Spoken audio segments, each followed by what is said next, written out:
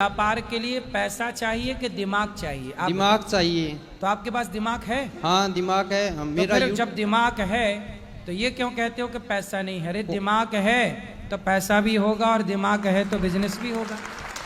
आज जितने सफल बिजनेसमैन हैं उन्होंने बिजनेस को शुरुआती दौर पे बहुत पैसा नहीं लगाया। 1 रुपए से भी बिजनेस हो सकता है, 100 रुपए से भी बिजनेस हो सकता है, 1000 रुपए से भी आप बिजनेस कर सकते हो। करने वाला 100 रुपए से करके करोड़ों पे ले जाके खड़ा कर सकता है करने वाला, और नहीं करने वाला करोड़ों से शुरू करेगा तो 100 रुपए में लाके खड़ा कर देगा। इसलिए ये मत कहो कि बिजनेस के लिए पैसा चाहिए।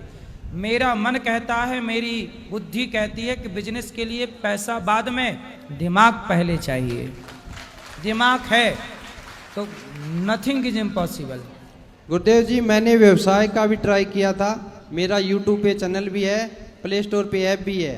तो 2-3 साल मैंने ट्राई किया, उसमें सक्सेस नहीं मिली।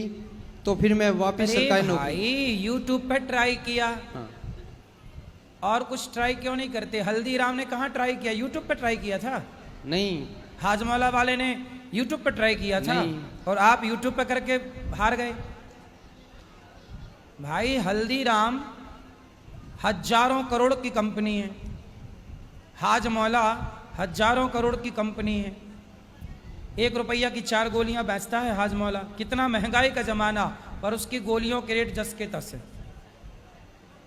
और देखो आज तो काम तो बेटा चवन्नी से किया जा सकता है। इसलिए आप यूट्यूब पे यूट्यूबर बनना चाहते थे, चलो, लेकिन आपके पास बहुत सारा उद्योग है, काम करने के रास्ते हैं। एक दरवाजा नहीं खुला, कोई बात नहीं, दूसरा ट्राई करो, तीसरा ट्राई करो, चौथा ट्राई। हजारों रास्ते हैं हमारे पास आगे बढ़ने के, सक्सेस होने के। क्योंकि मेरी एजुकेशन क्वालिफिकेशन है BSc B.Ed। तो यूट्यूब पे भी मैंने पढ़ाने, मतलब एज ए टीचर शुरुआत किया था। फिर नहीं पढ़ा पाए? नहीं, मैं डिफेंस से रिलेटेड, क्योंकि मेरा अगला प्रश्न यही है कि 2018 में इंडियन नेवी में मेरा सिलेक्शन हुआ था, लेकिन फाइनल मेडिकल में अनफिट की वजह से बाहर कर दिया। कोई बात नहीं, बाहर कर दिया तो परेशान मत होइए। हाथ में फ्रैक्चर हो गया था। आपका और बेहतर भविष्य है। आप नौकरी करोगे तो 50,000 रुपये महीना कमाओगे, 1 लाख कमाओगे। लेकिन आप अपना दिमाग लगाओ, बिजनेस करो तो 10 लाख रुपए महीना भी कमाया जा सकता है। इसलिए जीवन में हार नहीं माननी चाहिए। चुनौतियां हैं, सामना करो। एक जगह से नहीं सिलेक्शन हुआ, दूसरा ट्राई करो, उससे बेहतर है। ईश्वर शायद आपको और बेहतर देना चाह रहे हैं, आप समझ नहीं पा रहे हैं ईश्वर के सारे को। और भविष्य को लेकर बहुत चिंता हो रही है कि नौकरी मिलेगी या नहीं, आगे फिर क्या नौकरी, फिर नौकरी। अब ना बोलना दोबारा नौकरी। बिजनेस करो, व्यापार करो। नौकर क्यों बनना है भाई? ये बताओ, नौकर बड़ा होता है कि मालिक? मालिक। तो नौकर क्यों बनना है? मालिक बनो ना, नौकरियां देने वाला बनो। लेना क्यों है भाई? कॉन्फिडेंस नहीं है। अरे बढ़ाओ, कॉन्फिडेंस बढ़ाओ। घर वाले भी सपोर्ट नहीं करे, घर वाले बोले सरकारी नौकरी। हम आपका सपोर्ट कर रहे हैं, हम आपको कॉन्फिडेंस दे रहे हैं कि आप सफल हो सकते हैं। कोशिश करने वालों की कभी हार नहीं होती। फिर गिर के खड़ा होना सीखो। बच्चा चलता है तो बार बार गिरता है, फिर खड़ा होता है। यदि वो गिरे ना तो चलना ना सीखे। इसलिए बेटा घर वालों ने पाल पोस के बड़ा कर दिया, घर वालों को फ्री करो। आप अपनी जिम्मेदारी खुद लो, आपकी जिम्मेदारी कोई ना लेगा। सफल बनना है, हम कहते हैं सब्जी के ठेला से शुरू करो, सब्जी की दुकान लगाने से शुरू करो। सब्जी की दुकान लगाने वाला भी आज 20-25 हज़ार रुपये महीना कमा रहा है। बोलो हाँ। यस। नहीं कमा रहा? यस, कमा रहा है। फिर उस पैसे से आप और बेहतर कर सकते हैं, उस पैसे से और बेहतर कर सकते हैं।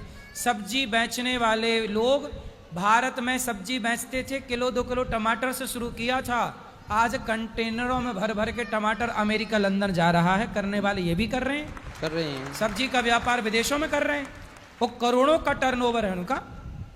और तुम बोल रहे हो कि नहीं जी, आजकल हमारे युवा ने गलती कर दी। आप जैसे युवा क्या करते हैं, आप लोग बोलते हैं नहीं जी हम नौकरी तो कर लेंगे पर सब्जी नहीं बेचेंगे। अरे नौकरी करने वाला 20 कमाता है तो सब्जी बेचने वाला 50 कमाता है। आपने काम को सम्मान नहीं किया, आपने बोला ये काम छोटा है। अरे साहब, काम कोई छोटा बड़ा नहीं होता। आपके काम से जिस दिन आप काम का सम्मान करने लग जाओगे ना, वही काम आपको बहुत बड़ा बना देगा। काम को आप बड़ा करो, काम आपको बड़ा करेगा। घर में वैसे पैसे की दिक्कत नहीं है, मेरे पापा भी बिजनेस में मतलब काम कर रहे हैं ट्रांसपोर्ट में, और मेरा छोटा भाई है वो 2 साल छोटा है, वो इंजीनियर है, तो पैसे की दिक्कत नहीं है। इसलिए घर वालों ने मुझे 2 साल के लिए दिल्ली भेजा है यूपीएससी तैयारी करने के लिए। ठीक है, अच्छा है ना, इससे और अच्छा है, दिमाग बढ़ेगा आपका। चलो अब सबको थोड़ा थोड़ा मौका दो, बोलो जल्दी। और मैं वृंदावन आया हूँ, ये घर वालों को भी पता नहीं है। फिर भाग के आ गए? नहीं, दिल्ली रह रहा हूँ ना मैं। अच्छा, दिल्ली से 3 घंटे का रास्ता है, 3 दिन से वृंदावन में रह रहा हूँ मैं। सही है, आते रहा करो। अब आते रहेंगे। अभी ये लास्ट सितंबर में मेरा एक सरकारी गवर्नमेंट जॉब का एग्जाम भी राजस्थान में 50,000 भर्ती है, वो ट्राई कर रहे हैं। कर लो, ट्राई करने में बुराई नहीं है। सरकारी ट्राई करने में बुराई नहीं है। सिलेक्शन नहीं हुआ तो अनुभव तो मिलेगा। हम ये सोच रहे हैं जरूरी नहीं है कि सफलताएं मिले, कई बार असफलता भी सफलता के दरवाजे खोल दिया करती है।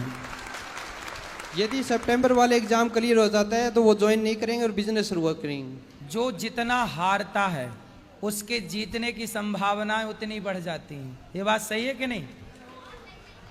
इसलिए खूब हारो, चुनौतियों का खूब सामना करो।